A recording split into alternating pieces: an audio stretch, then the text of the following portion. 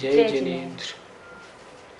पाठशाला के कार्यक्रम में पिछले कई दिनों से 16 कारण भावनाओं का परिचय आपको दिया जा रहा है। अभी तक 5 भावनाओं की चर्चा इस कार्यक्रम में हम कर चुके हैं।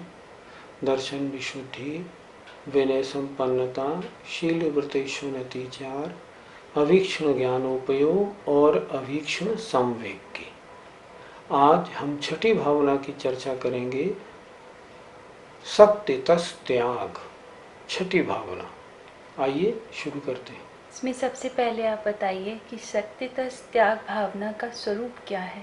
शक्ति तस् त्याग शब्द क्या कह रहे हैं? अपने शक्ति के अनुसार त्याग करना। त्याग किसका करना? पंचेंद्रियों के विषयों का त्याग करना, कषायों का त्याग करना, पाप का त्याग करना, जो बुरी आदतें हमारी हैं उनको छोड़ना। और किसका त्याग करना? हमें जो भाग्योदय से जो संपत्ति मिली है उस संपत्ति से, उसमें से भी दान देना। जो परिग्रह हमारे पास एक्स्ट्रा है उस परिग्रह को भी अपनी शक्ति के अनुसार छोड़ना। इसका नाम है शक्ति तस् त्याग। ये जो चर्चाएं हो रही हैं, ये चर्चाएं उन भावनाओं की हैं जो तीर्थंकर जैसे सर्वोत्कृष्ट पद को देने वाली हैं। जो इन भावनाओं को भाने वाले सम्यक दृष्टि जीव होते हैं, वो निरंतर ऐसा चिंतन रखते हैं कि मैं अपनी शक्ति के अनुसार इन विषयों को छोड़ूं, इन कषायों को छोड़ूं, इन पापों को छोड़ूं, इतने पाप और कम कर दूं, इतना परिग्रह मेरे पास ज़्यादा है इसे हटा दूं। निरंतर उनके ऐसी भावना बनी रहती है। इस भावना के बनने से क्या होता है? तीर्थंकर नाम कर्म प्रकृति का बंध और तीर्थंकर जैसे सर्वोत्कृष्ट पद की प्राप्ति होती है। इसलिए ये भावना बहुत महान भावना है। आत्म कल्याण में त्याग भावना का क्या महत्व है? यदि त्याग भावना नहीं आई तो आत्म कल्याण में प्रवेश भी संभव नहीं। जब तक अन्य वस्तुओं से हम जुड़े रहेंगे, उनके साथ हमारा लगाव बना रहेगा ना, तब तक हम उनका त्याग नहीं करेंगे। और जब तक लगाव बना रहेगा तब तक क्या होगा?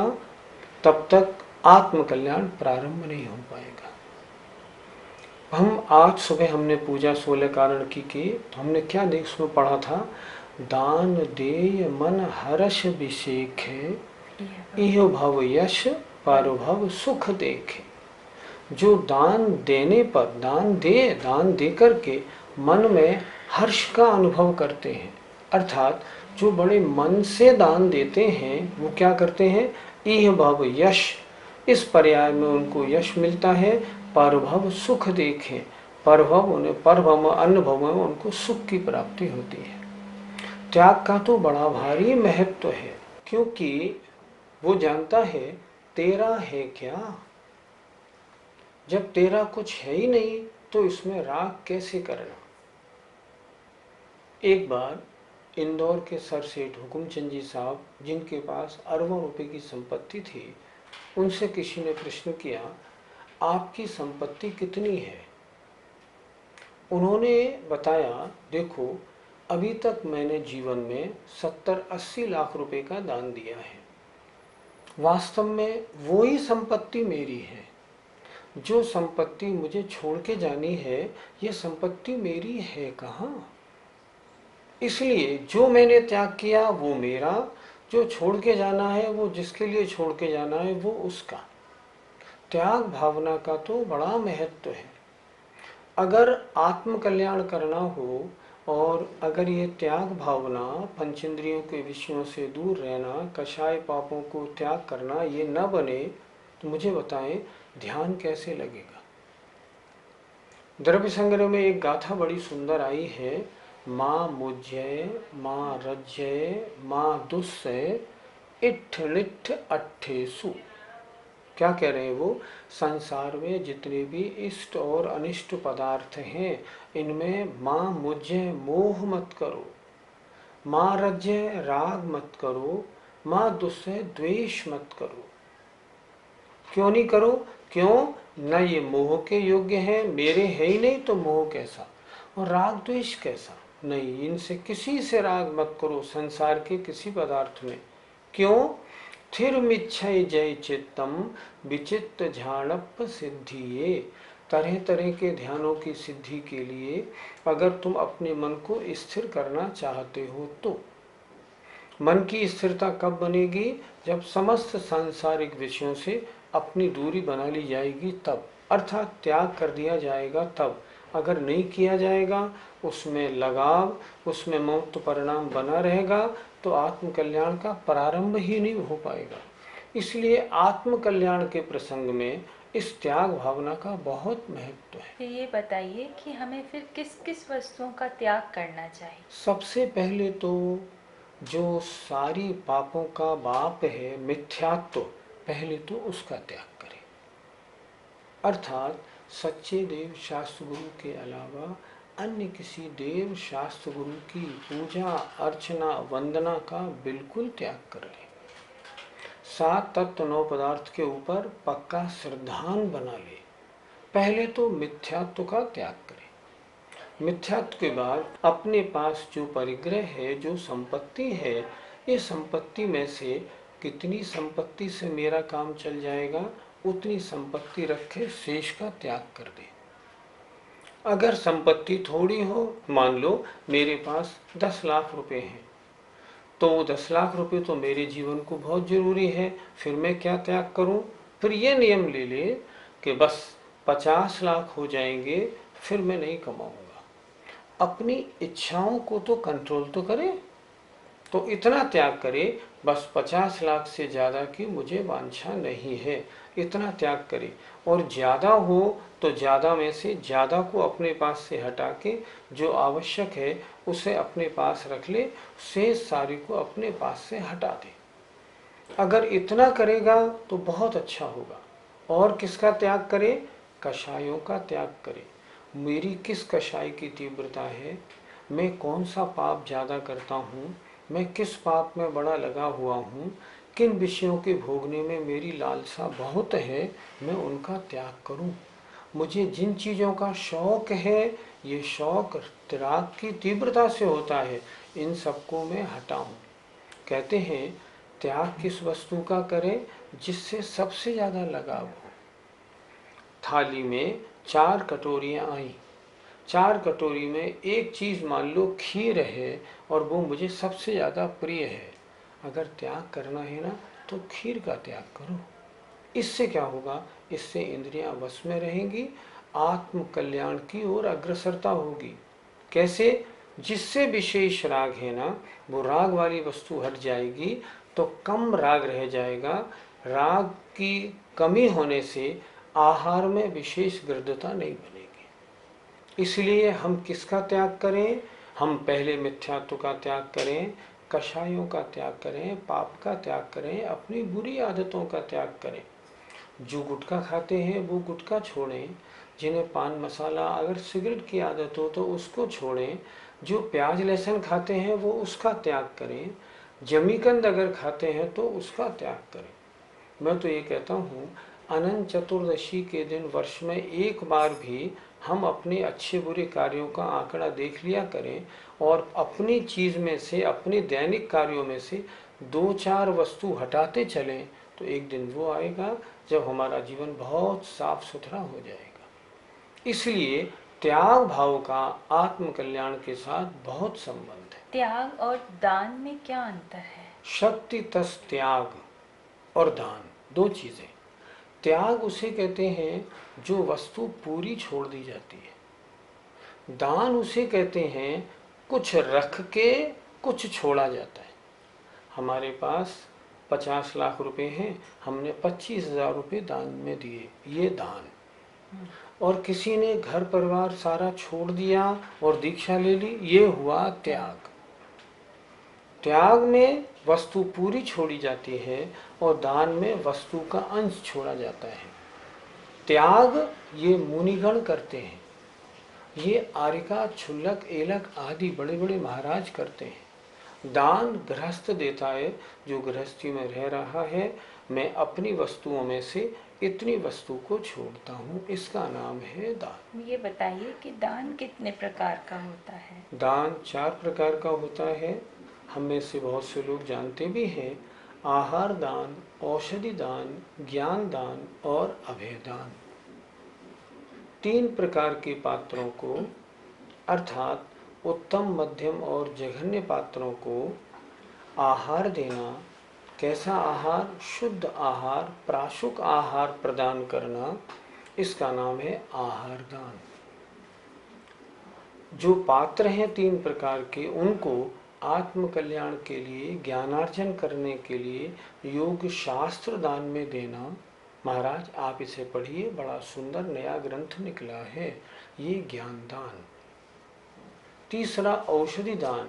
इन पात्रों के लिए शुद्ध औषधि लेकर उनका इलाज कराना, योग वैद्य आदि को ला करके उनको दिखाना।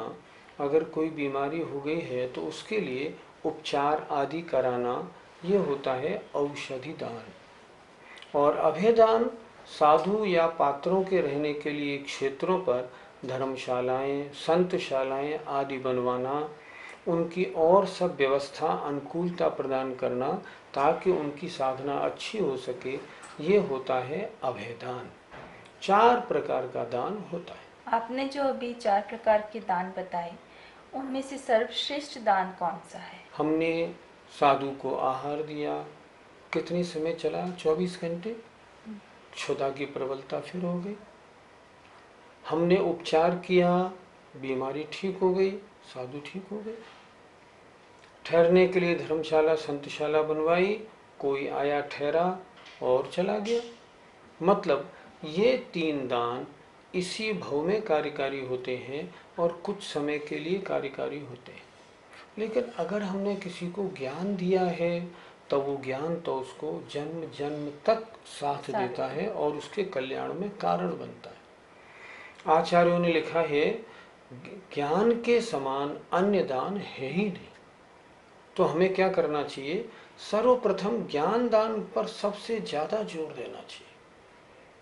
ज्ञान दान भव भव में उस जीव के आत्मा का कल्याण करने वाला होता है, इसलिए ज्ञान दान सर्वश्रेष्ठ। हम गृहस्थों को अपनी आय का कितना भाग दान में देना चाहिए, इस बारे में शास्त्रों में क्या वर्णन मिलता है? शास्त्रों में वर्णन लिखा है कि हम अपनी आय का यदि 25%, 1/4 दान में देते हैं तो ये उत्कृष्ट है। पहले तो हम आय और बचत में अंतर समझ लें। हमने दुकान पर कमाया, 50,000 रुपये महीने की बचत होती है और उसमें से हम 40-45 हजार रुपये महीना खर्च कर लेते हैं, 5,000 बचते हैं। आय कितनी मानी जाएगी? 50,000। बचत कितनी मानी जाएगी? 5,000। तो आय का 25% देना है, बचत का 25% नहीं। हम लोग क्या करते हैं, आय के अनुसार अपने खर्च बांट लेते हैं। नहीं, सबसे पहले आय हो 1 लाख, पहले 25,000 दान के निकाल दें, अब बचे 75,000, अब देखें कि इनका खर्च में बंटवारा कैसे करना है। जो अपनी आय का 25% दान में निकालते हैं वे उत्कृष्ट गृहस्थ हैं। जो 1/6 अर्थात 16% निकालते हैं वे मध्यम हैं और जो 10% निकालते हैं वो जघन्य हैं और जो इससे भी कम निकालते हैं उनकी आचार्यों ने गिनती नहीं की, वो दान में नहीं माना जाता है। लेकिन हम लोगों की मेंटलिटी बहुत खराब है। आचार्य श्री इस बारे में बड़ा सुंदर उदाहरण देते हैं।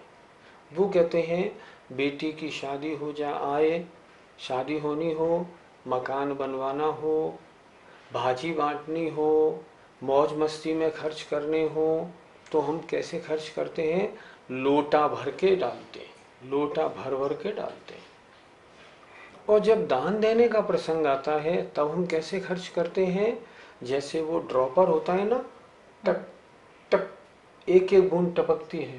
दान देने के नाम पे हम एक एक बूंद दान में देते हैं। लेकिन आचार्यों ने इसको बहुत खराब बताया। उन्होंने कहा, आय का 25% पहले निकाल दो। तुम अपनी आय 1 लाख मान क्यों रही हो? आय मानो 75,000, इसमें से खर्च का बंटवारा करो। अगर ऐसा करेंगे तो श्रेष्ठ माना जाएगा, नहीं तो फिर कोई गिनती नहीं, 10% से कम की कोई गिनती नहीं। और ये दान भी देना हो तो कहाँ दें, सोच समझ के दान देना चाहिए। हमेशा धार्मिक कार्यों में दिया गया दान अन्य दानों की अपेक्षा सर्वश्रेष्ठ माना जाता है। मान लो आपने एक इंटर कॉलेज खुलवा दिया, इंटर कॉलेज खुलवाने में आपने लाखों रुपए लगवा दिए, वो आपका दान लौकिक दान माना जाएगा। लेकिन अगर आपने एक पाठशाला खुलवाई तो ये दान आपका धार्मिक दान माना जाएगा। उस दान से ये दान हजारों गुना फल देने वाला है। आपने किसी को इंग्लिश की, ज्योग्राफी की, फिजिक्स, केमिस्ट्री की किताबें दिलवाई गरीब बच्चे को, ये आपका लौकिक दान, करुणा दान माना जाएगा। लेकिन अगर आपने किसी को एक छेडाला भेंट में दिया, एक तत्वार सूत्र भेंट में दिया, तो ये दान आपका वास्तव में दान माना जाएगा। ये दान बहुत अधिक फलदायी है, अन्य दान की कोई कीमत विशेष नहीं। इसलिए जब भी दान दे पहले सोचे मेरे दान का एक एक पैसा धर्म में लगना चाहिए। इसका विचार करके योग्य पात्रों को दान दे। वास्तव में शक्तितस त्याग के सच्चे अधिकारी कौन है? सच्चे अधिकारी तो मुनि महाराज, जो मिथ्यात्व, कषाय, पंचेंद्रियों के विषय, समस्त परिग्रह का जिन्होंने त्याग कर दिया है, अपनी आत्मा में लीन रहते हैं, इस भावना के सच्चे अधिकारी तो वो हैं। लेकिन ये शक्तितस त्याग भावना गृहस्थों के द्वारा भी भाई जाती है। और उन्होंने लिखा है ना, दान देय मन हर्ष अभिषेक है, इह भव यश पर भव सुख देखे। इसलिए दान देने का अधिकार श्रावक और मुनियों को दोने हैं। वास्तव में तो मुनि महाराज हैं, लेकिन अपनी शक्ति के अनुसार हम सब गृहस्थों को भी यथाशक्ति अपनी बुरी आदतों को, कषाय और पापों को छोड़ना चाहिए और अपनी संपत्ति में से भी शक्ति अनुसार जरूर दान करना चाहिए। दान नहीं है तो जीवन व्यर्थ है। मुझे उम्मीद है कि शक्ति त्याग भावना को आपने अच्छी तरह से सुना होगा और जीवन में कुछ न कुछ करने का अवश्य विचार करेंगे। अगर निरंतर ऐसी भावना रखेंगे कि मैं और किसको छोड़ूं और किसका त्याग करूं और कौन सी गलत आदत अपने पास से हटाऊं, निरंतर रखेंगे तो शक्ति त्याग नाम की भावना होगी, जो तीर्थंकर पद के प्राप्त कराने वाली, तीर्थंकर नाम कर्म का बंद कराने वाली होगी। ये भावना कितनी महान है। आइए, जय जिनेंद्र।